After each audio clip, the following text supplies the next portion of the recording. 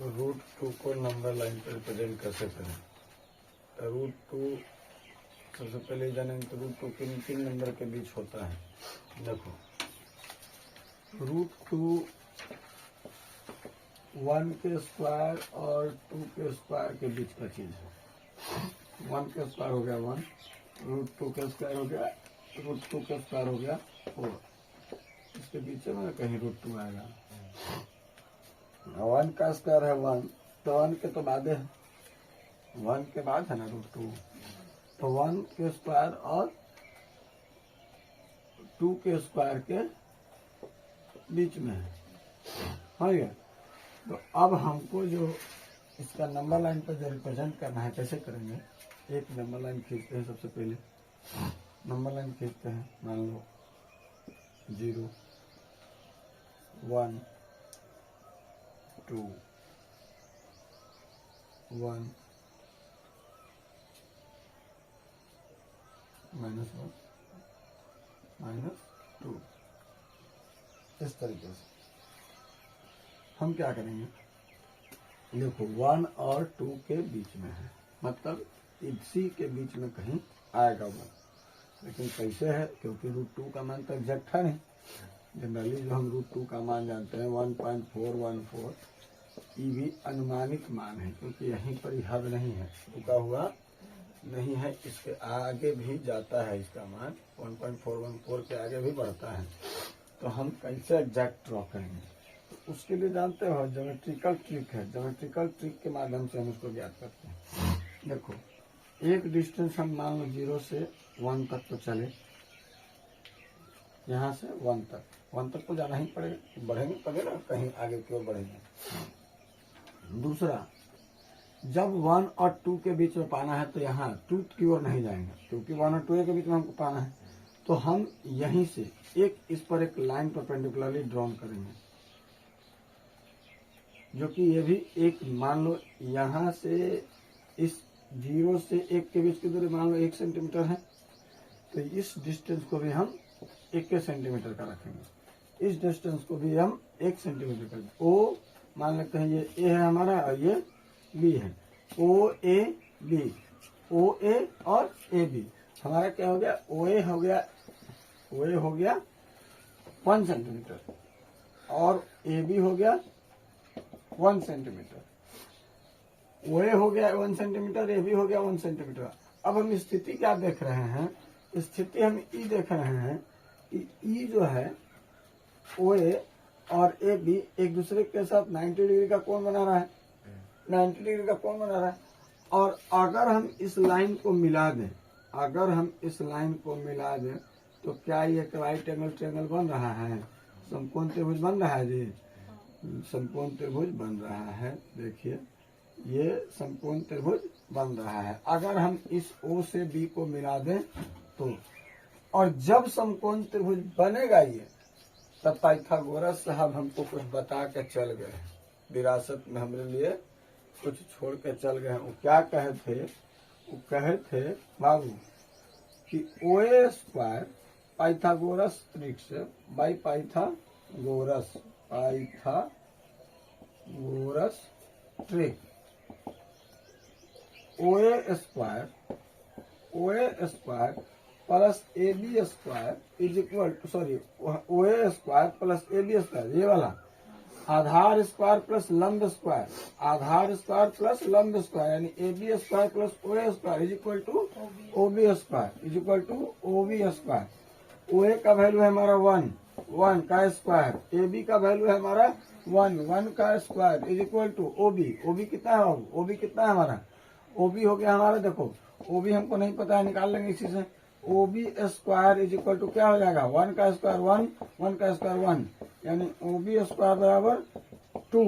तो OB बराबर कितना हो जाएगा? √2। OB √2। पाइथागोरस साहब बताए थे ना कि किसी समकोण त्रिभुज के दो भुजाओं का वर्ग, किसी समकोण त्रिभुज के छोटी दो भुजाओं का वर्ग, छोटी दो भुजाओं के वर्गों का योग, छोटे छोटे दो भुजाओं के वर्गों का योग, यानी इसके वर्ग यानी इसका वर्ग यानी इसका स्क्वायर, इसका वर्ग यानी इसका स्क्वायर, इन दोनों के वर्गों का योग इसके वर्ग के बराबर होता है, इसके वर्ग के बराबर होता। देखो फिगर बहुत लोग देखा था, लेकिन कोई ये बात बताया नहीं था। बताए थे कौन? पाइथागोरस साहब, है कि नहीं? इसी वजह से ये पाइथागोरस ट्रिक कहलाता है। अरे सेव तो बहुत लोग गिरा था, देखा था, मतलब देखा था कि भाई सेव गिरा है। हम लोग देखते तो सेव खाइए ना जाते हैं, लेकिन एगो न्यूटन साहब थे कि वो देखे तो ये सोचे कि काहे गिरा। महा समझिए रहा कैसा आदमी थे वो भी बराबर √2। तो जब √2, तो देखो ये √2 हमारा ये डिस्टेंस हो गया। अगर हम एक कंपास के माध्यम से इस बात को, इस लाइन को हम किसी वृत्त का रेडियस मान लें, किसी सर्कल का रेडियस मान लें, ऐसी पर एगो आर्क ड्रॉ करें, तो कुछ इस तरीके से यहाँ आएगा कि नहीं आएगा? कुछ इस तरीके से यहाँ आएगा ना, कुछ इस तरीके से एगो आर्क आएगा कि नहीं आएगा? और हम ये भली भांति जानते हैं बाबू, बहुत अच्छा से जानते हैं ये बात कि रेडियस, अगर हमारा रेडियस यहाँ पे √2 है तो यहाँ भी क्या होगा? √2, क्योंकि एक सर्कल का निर्माण पूरा रेडियस के आधार पर होता है जी। सर्कल का निर्माण रेडियस के आधार पर। अब मान लो ऐजा तोरा रेडियस 2 सेंटीमीटर है, तो ऐजा का रेडियस तो 6 सेंटीमीटर हो जाएगा, कभी नहीं होगा, ऐजो 2 सेंटीमीटर रहेगा। तो देखो हम क्या बोले, हम यही ना बोले कि ई हमारा मान लो कि ई किसी सर्कल का रेडियस हो गया। तो जब सर्कल का रेडियस है तो इससे जो हम आर्क बनाएंगे, इससे जो हम आर्क बनाएंगे तो आर्क यहाँ आ जाएगा। तो आर्क जब यहाँ आएगा तो ई डिस्टेंस वो भी √2 का रह जाएगा। ये डिस्टेंस जब हमारा √2 है तो ई डिस्टेंस भी कितना रह जाएगा? √2। तो इस तरीके से हम कह सकते हो कि √2 को दर्शाते हैं। ये हो गया तुम्हारा √2, नंबर लाइन पर √2 का दर्शाना हो गया। क्यों रेडियस हो गया कि नहीं हो गया? ये अगर रेडियस है तो यहाँ भी, क्योंकि सर्कल का रेडियस हर जगह समान होता है, हर जगह समान होता है। तो ये देखो, यह अगर यह √2 है तो यह भी कितना है? यह O से लेके मान लेते हैं कि यहाँ C है, O से लेके मान लेते हैं कि यहाँ C है। तो ई भी कितना हो गया? √2 हो गया। O से C तक के डिस्टेंस कितना हो गया? √2। अब कभी कभी जानते हो क्या हो जाएगा कि √2 के बाद क्या जाएगा कि √3 बताइए, √3 बताइए, √3 कहाँ होगा? हम कुछ नहीं कर रहे हैं, मान लो फिर वो यहाँ √2 तक तो हम पहुंचिए गए हैं। √3 बनाने के लिए √2 बनाना पड़ेगा, बिना √2 बनाए नहीं बना सकता है √3 बनाने के लिए हमेशा तुमको √2 बनाना ही है, ना बनाने का कोई गुंजाइश नहीं है। मान लो √2 हमारे पहुंचे गए हैं, फिर वो 1 सेंटीमीटर का लाइन खींचेंगे, फिर वो 1 सेंटीमीटर का लाइन खींचेंगे। ई लाइन हो गया हमारा, तो ठीक है। मान लो कि C है और इसको मान लेते हैं D। अब तुम सोचो कि OC हमारा हो गया √3 के लिए, √3 के लिए OC हो गया हमारा, OC हो गया √2, CD हो गया, CD हो गया, CD हो गया, तो जी CD हो गया 1। तब अब मान लो एगो हम ट्रायंगल बना देते हैं।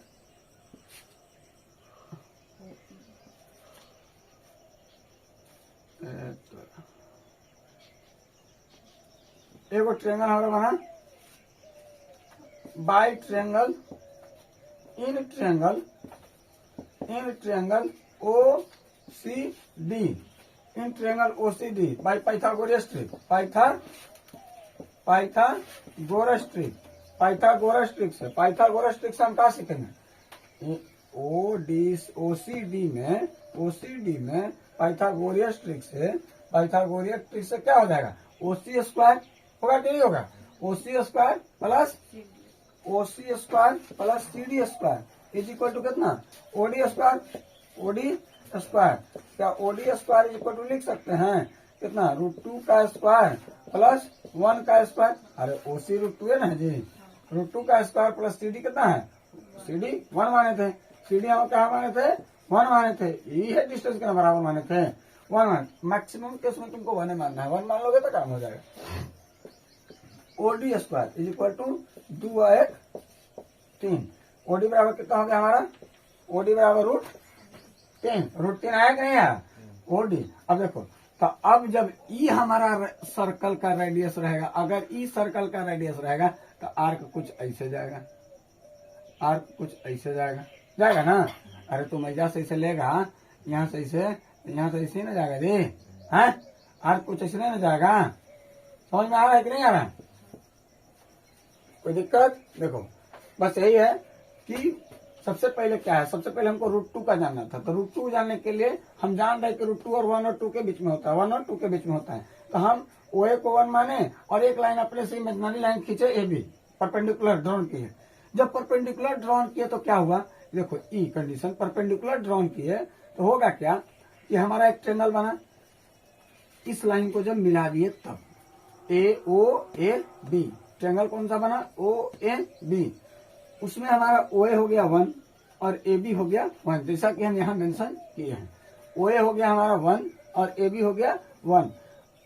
अगर ये एक ट्रायंगल है, देख रहे हो कि एक कोण इसमें 90 डिग्री का बना, क्योंकि ये लाइन परपेंडिकुलरली ड्रॉन है, तो ये क्या हो गया, समकोण त्रिभुज हो गया।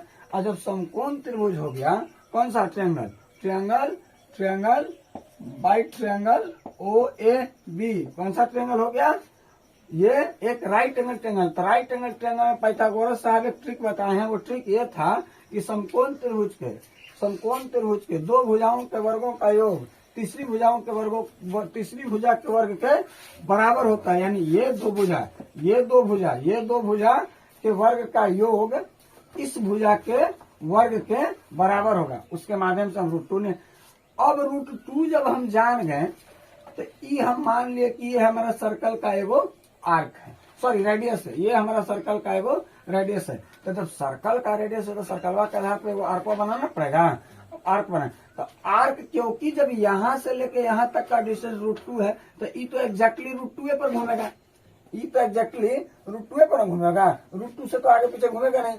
जब घूमेगा तो √2 पर घूमे, तो इसके माध्यम से हम √2 जान गए। और जब √2 जान गए तो √3 जानना बहुत आसान हो गया, है कि ना। इस तरीके से हम ग्राफ पेपर पर या कह सकते हो नंबर लाइन पर हम √2, √3 को रिप्रेजेंट करते हैं। समझ गए।